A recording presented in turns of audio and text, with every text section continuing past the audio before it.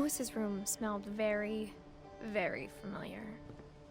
That part of him lived on. Lewis and I spent a lot of time playing games together, but he was surprisingly bad at them. He died a lot.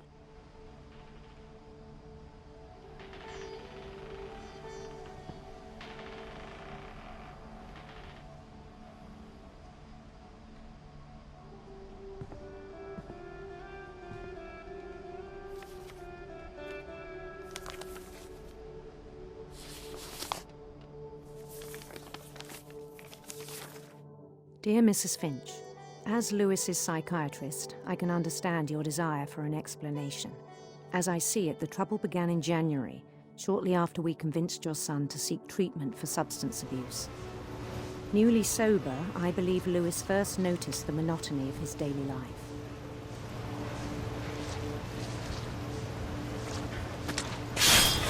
He kept working at the cannery. But he withdrew part of himself.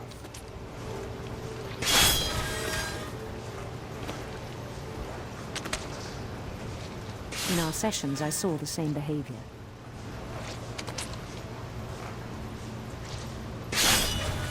His mind began to wander.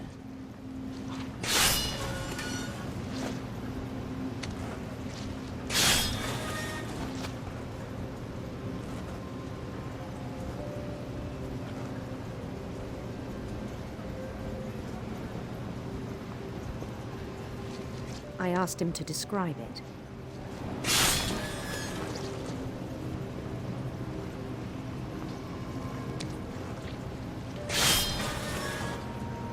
He said he started small.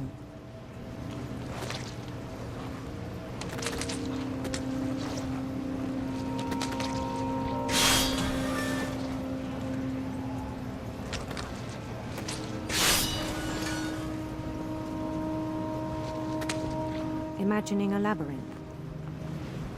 He'd feel his way about. Then something moved. Bats. And toads.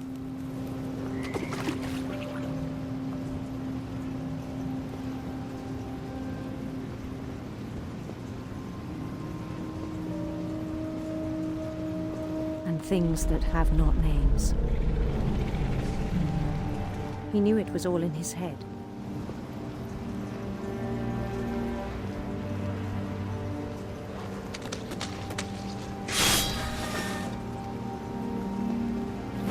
He took it very seriously.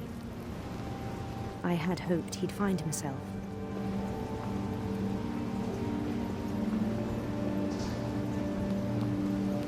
But he found something more.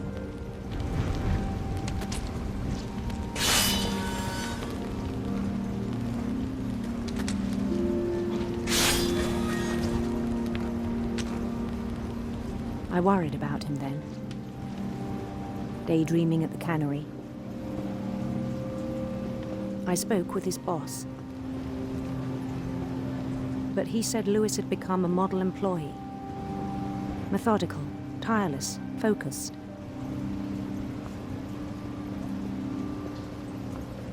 Like a whole new Lewis. So I let him go on.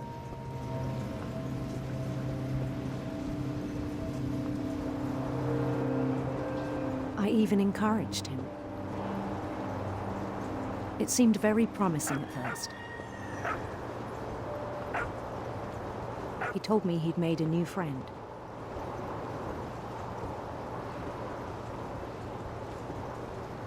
On the edge of a city he named Lewis Topia.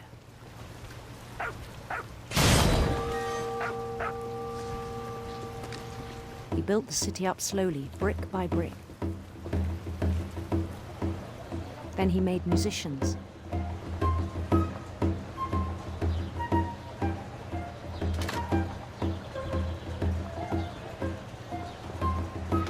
And songs for them to play.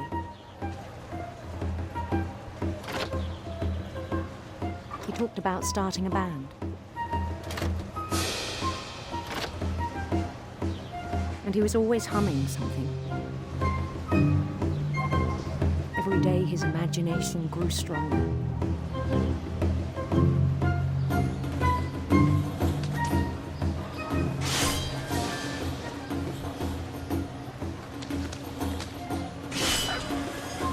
He no longer spoke at the cannery. But his chopping was as reliable as ever.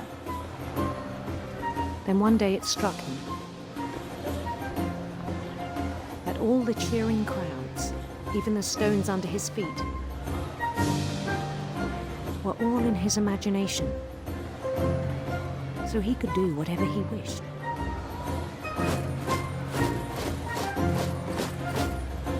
He held an election for mayor,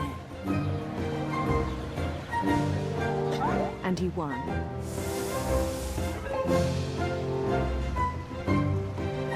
They begged him to stay, but his mind was already wandering.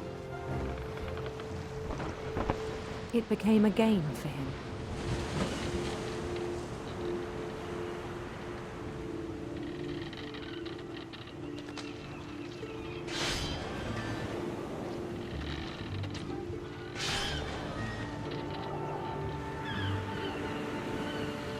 He'd conquer a city, then immediately push on. New Louisville.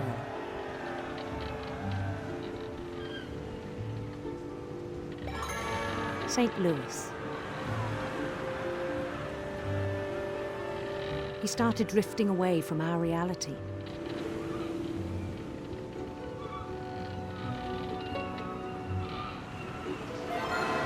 Minneapolis, until one day he forgot to go home from the cannery. Even as his mother pleaded with him, part of Louis kept sailing on.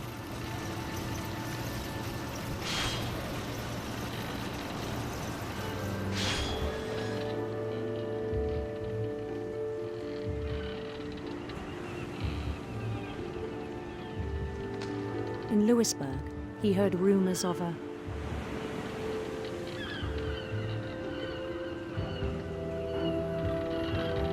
handsome queen.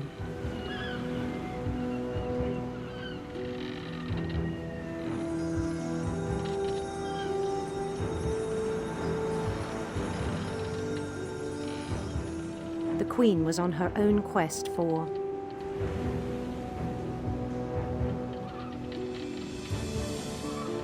sinister serpents.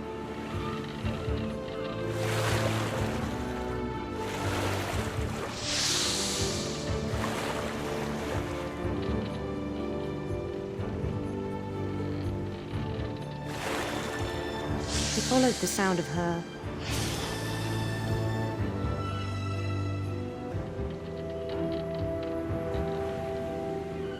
electric sitar.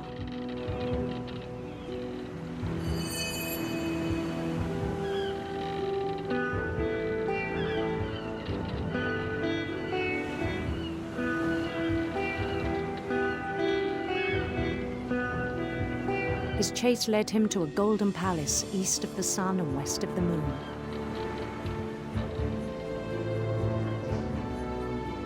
Even then, his logic remained sound.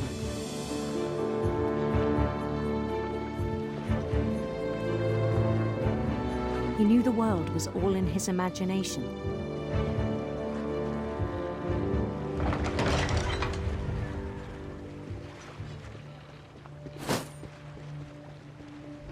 But he was so proud of having created it.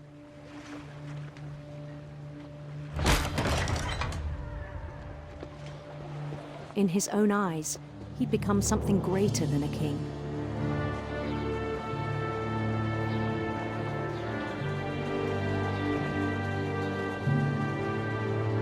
For someone who'd never known success in the real world, I think it was overwhelming.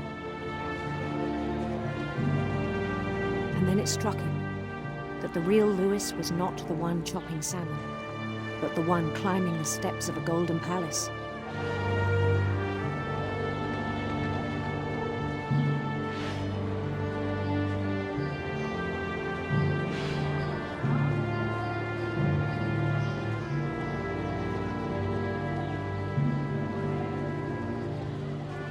My imagination is as real as my body, he told me. It was hard to argue with him.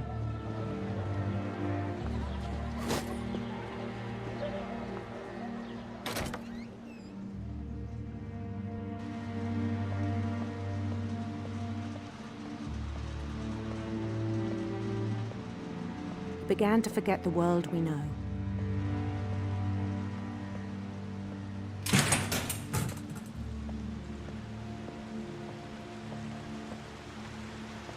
I think it pained him to remember Lewis, the cannery worker.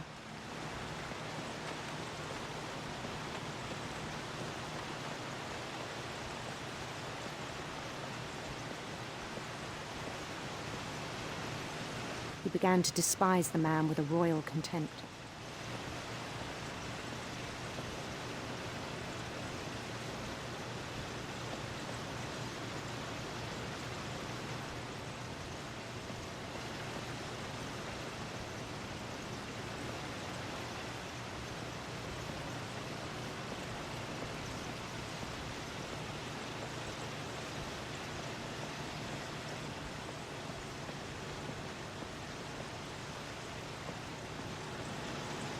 I still thought I could save him.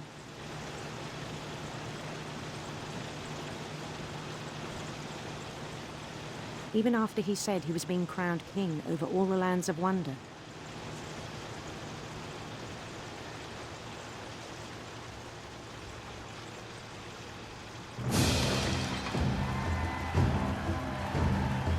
The palace would be packed with his companions.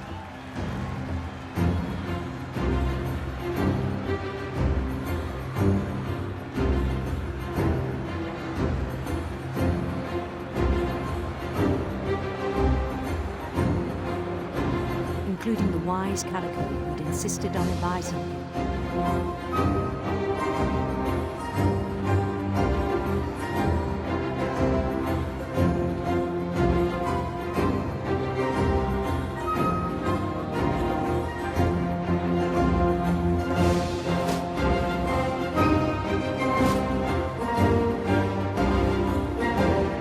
His queen waited, holding his crown.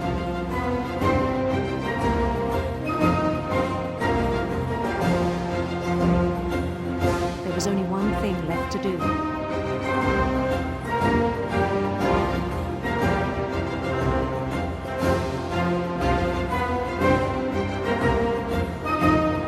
Bend down his head.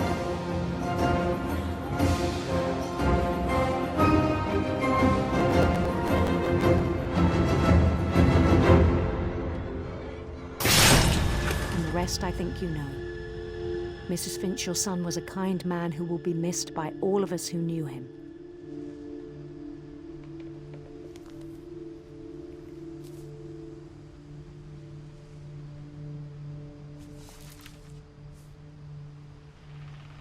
My brother was really cool.